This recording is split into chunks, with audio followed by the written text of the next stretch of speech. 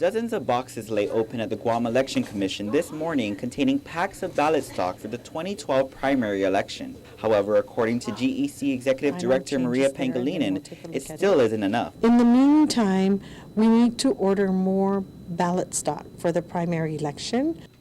As discussed during last night's board meeting, GEC won't be able to obtain any more ballot stock until it pays off its outstanding invoices of $74,000 to election systems and software dating back to the 2008 election. The other thing that happened, and that's why I wasn't worried about it before, was they were going to give us a credit for the equipment that we have. But because there is no use for it became apparent that there is no use for the equipment, the credit was canceled.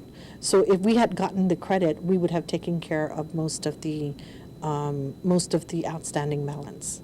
Pangilinan says she is working with the governor's office, namely the Department of Administration and Bureau of Budget and Management Research, to see where they can find the funding.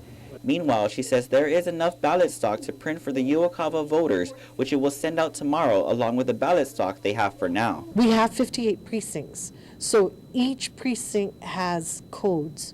So we have an inventory of what we have, and some precincts, thankfully the smaller ones, are where we're short at, but we have enough for the Uocava voters. Meanwhile, the board also discussed the request from Public Auditor Doris Flores Brooks regarding canceling her election in the primary because she is uncontested and to save close to $50,000 in printing costs.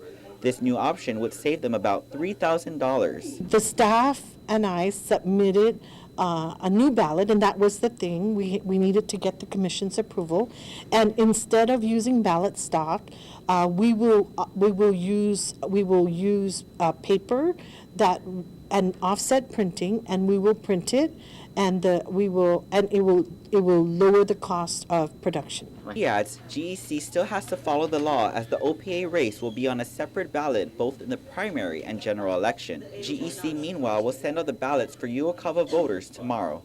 Reporting for Guam's News Network, I'm Ken Quintanilla.